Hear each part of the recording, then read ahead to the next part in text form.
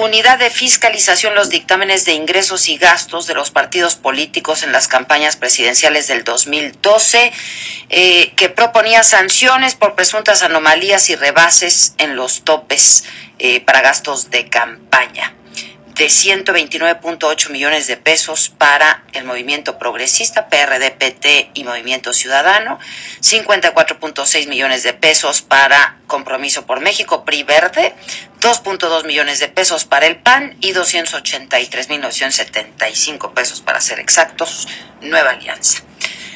Y bueno, uno de estos votos a favor para que se devolviera a la unidad de fiscalización estos dictámenes fue de Alfredo Figueroa, el consejero con quien hemos hablado también recientemente, y lo tengo de nueva cuenta como habíamos acordado en la línea telefónica. Consejero, ¿cómo estás?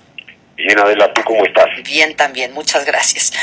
A ver, ¿qué quiere decir que se regrese el dictamen a la unidad de fiscalización? ¿Quiere decir que se vuelve a revisar todo el dictamen?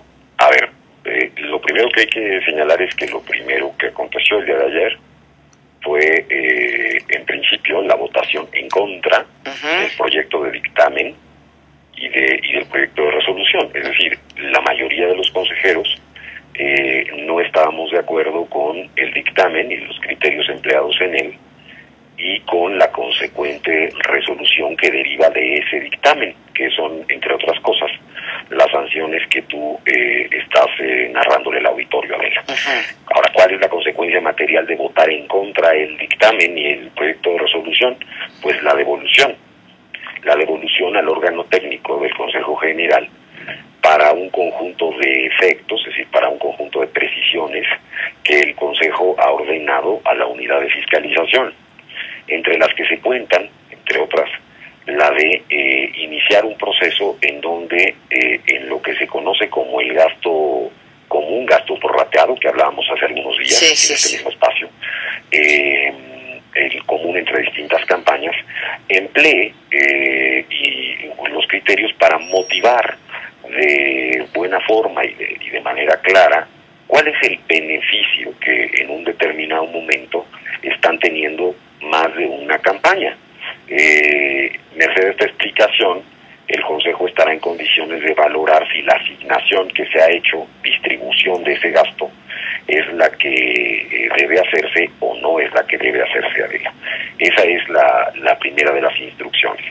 Y en tanto que ese dictamen se ha devuelto, y también se ha devuelto para el efecto de que se nos presente el nuevo dictamen y proyecto de resolución consolidado. ¿Qué quiere decir eso? Quiere decir que también se nos presente información ya de los senadores, de los informes de gastos de campaña de los senadores y de los candidatos a diputados y diputadas del Poder Legislativo, Adela. Esto es lo que aconteció el día de ayer. También hubo una propuesta que no prosperó, una propuesta que formulamos a la limón el consejero Benito Nasif y yo, en donde no fue mayoritaria, y lo que planteábamos es que este dispositivo reglamentario, el que sería el 177, que permite al 50% de los recursos prorrateables de campañas comunes, se le aplicara un porcentaje idéntico entre todos los partidos políticos para no generar distorsiones y posibles rebases, digamos, o simulación de no rebases de gastos de campaña, porque consideramos que no tiene base legal ni constitucional ese precepto, que por cierto viene desde 1998. Esa propuesta no prosperó y han prosperado desde luego el voto en contra, la devolución y estos aspectos que he narrado, y por lo tanto lo que esperaremos en el mes probablemente de julio sea un nuevo proyecto de dictamen y de resolución ya consolidado con esos otros datos, que podrá contener digamos los mismos elementos que tiene el presente, o que podrán haber sido modificados en función de del trabajo de criterial que haga nuestro órgano técnico, la unidad de fiscalización. Entonces sí podría haber modificaciones a las sanciones. podría, desde luego, las sanciones no quedan vigentes en este momento, eso debe quedar absolutamente claro. Se han votado en contra por el propio Consejo General. Sí puede haber modificaciones y, en todo caso, las revisaremos pues en sus méritos y en sus términos, tanto si quedan en igual, tanto como si hay algún tipo de diferencia, Adela. Ya. A ver, sin ánimo de ser muy técnicos porque luego no entendemos, pero lo que yo entendí de nuestra conversación anterior fue que pues ese 50% era una prerrogativa de los partidos, se dividía a criterio de los partidos. ¿Ahora se va a cuestionar este criterio? Mira, ese porque criterio... Entonces yo ya no entendí. A ver, te trato sin ánimo de ser muy técnico, te trato de explicar. A ver, bien. Primero, ese criterio señala efectivamente que el 50% del gasto prorrateable que reste, dice la ley, dice el reglamento. Y la primera parte de ese mismo artículo, Adela, del 177, dice: como mínimo serán repartidos igualitariamente entre las candidaturas beneficiadas el 50%. ¿Qué es lo que qué es lo que hemos planteado el Consejo Nacional y yo? Bueno, ese por lo menos el 50% quiere decir que la autoridad resuelve que puede ser hasta el 100%, ¿de acuerdo? Entonces, había una interpretación no tradicional, esto es verdad, no la que ha empleado en el proceso 2006 o 2000 o desde 98 el ICE, sino una nueva interpretación que en nuestra opinión es más acorde al sentido mismo del rebase de tope de gastos de campaña. ¿Por qué? Bueno, pues porque si una persona, dependiendo de quién sea el candidato, pero en el mismo evento, en la misma circunstancia, en un caso se le suman a topes, déjame poner un ejemplo teórico, 500 pesos y a otra persona se le suman 5 pesos, pues hay una evidente, digamos, diferencia o desigualdad en el instrumento que lo que quiere advertir es quién ha rebasado topes y quién no. Es que se pierde todo el espíritu de la ley, ¿no? Digo, pues ya no sabemos nunca nada, pues, si en realidad alguien rebasó los topes o no. Bueno, mira, yo lo fraseo así. A mí me parece que el empleo de ese recurso de modo abusivo puede generar una simulación en términos del no rebase de tope de gastos de campaña. Bueno, pero evidentemente así es. Ahora, pero está dentro del marco legal, ¿no? Está dentro del marco reglamentario, es decir, en mi opinión no tiene una base legal en el Código de Instituciones y Procedimientos Electorales y tampoco la tiene desde la perspectiva constitucional. ¿Cómo se creó esta regla? Bueno, pues en principio en el 98, ¿no? Años A, se ha venido empleando y nunca ha sido visible, Adela, que es un asunto muy importante, se ha venido empleando siempre. Sí. A nosotros es la primera vez que nos toca como consejo a este grupo de consejeros aplicarlo en una elección presidencial.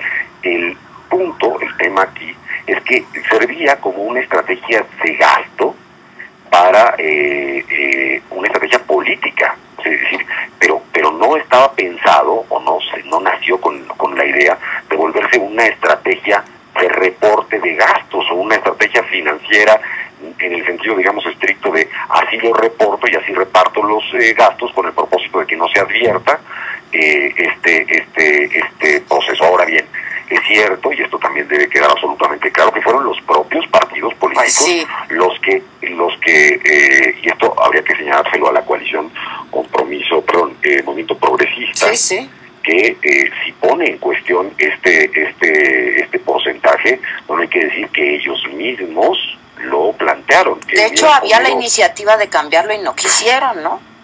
Bueno, mira, hubo un debate en el proceso nunca hubo una iniciativa formal de cambio, se fue discutiendo con la unidad, según nos reporta la unidad en algún momento cuando reformamos el reglamento, y no se quiso, pero no fue una discusión, digamos, que se planteara en el propio Consejo General. Repito, era un instrumento que hoy me parece se está empleando de un modo distinto o desnaturalizado respecto del que originalmente se empleaba.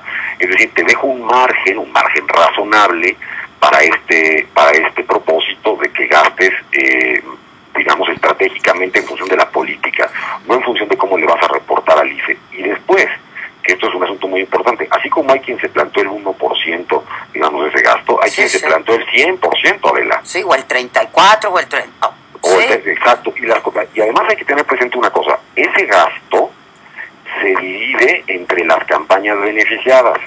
Esto puede dividirse en más de 2 y hasta en 365 un gasto, por decirte un dato.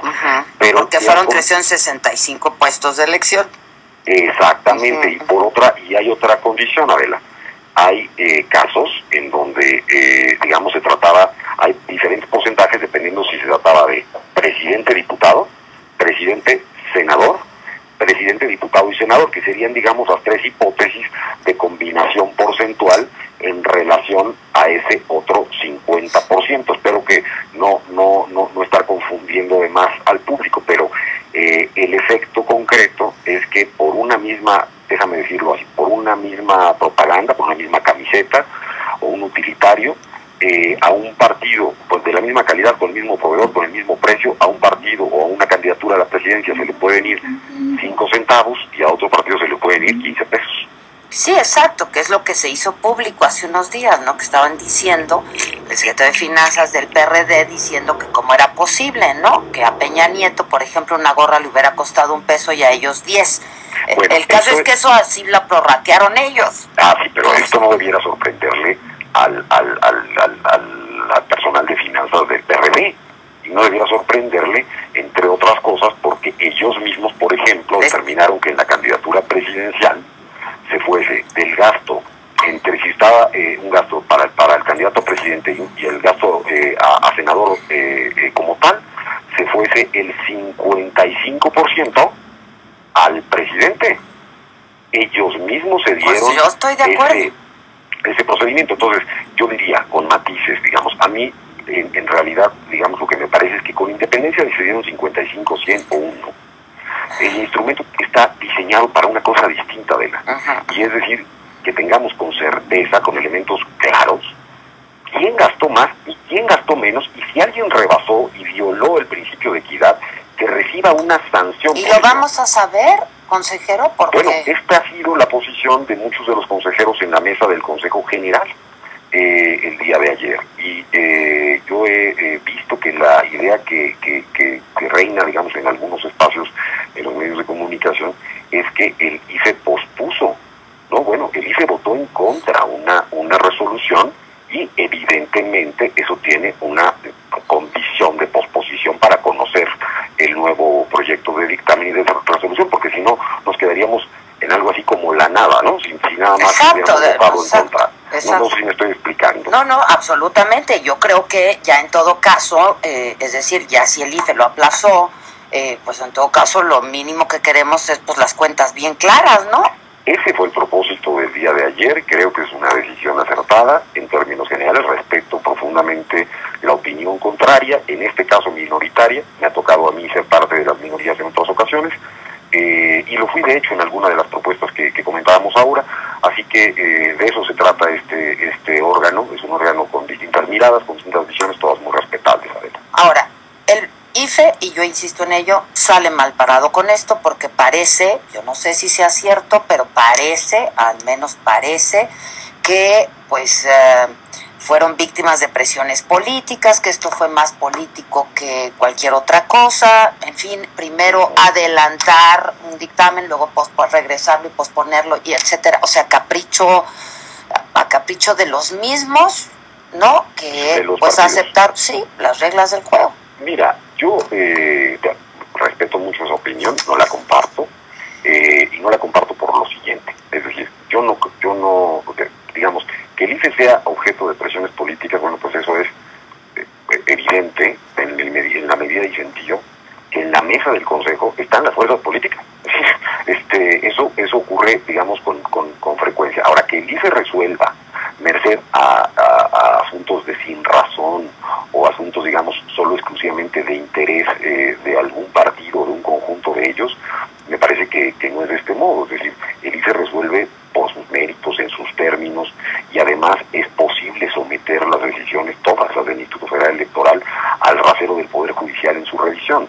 Entonces, acostumbrados estamos a que haya, desde luego, presiones de todo signo de los sujetos regulados, incluidos, desde luego, en algunos de los propios medios de comunicación, y esta no es, digamos, una circunstancia ajena, diversa a ese asunto. Ahora sí, el cómo la ciudadanía lea qué tan bien o qué tan mal quede el instituto, eso sí ya excede a mis facultades, digamos, de percepción. Creo que lo más importante, y esto es es que hay una búsqueda de certeza, una búsqueda de clarificar el asunto y también de hacer visible, ya con la voz de los propios consejeros, preocupaciones sobre estos criterios históricos, ¿no?, tradicionales que se vienen empleando y que en todo caso habían sido invisibles a lo largo del tiempo. El 0%, por ejemplo, se asignó el PAN en el 2006 y nadie se enteró en el país de una circunstancia de esta naturaleza. Hoy se busca como pero es que eso es absurdo, esto sí es una simulación.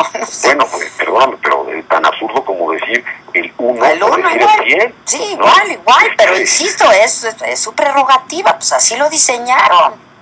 Es su prerrogativa si interpretamos solo de una manera ese artículo, pudiéndolo interpretar de otra forma.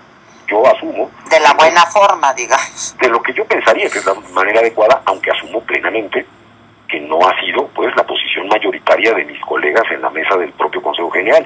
Por una razón, también hay que tener claro que de pronto se habla de que esto ya había ocurrido, sí, ocurrió el 8 de octubre, es decir, no ocurrió antes de las campañas, Adela, ocurrió en el momento en que entregaron su informe, entregaron en ese mismo momento, el 8 de octubre, el esquema de prorrateo que ellos se daban de lo que restara, ¿no?, que puede ser hasta 50% del gasto prorrateable. Entonces, no es que, digamos, ellos hayan establecido el gasto con esta condición. Ya. Bueno, pues te agradezco mucho otra vez, Alfredo, y estemos en contacto. Gracias.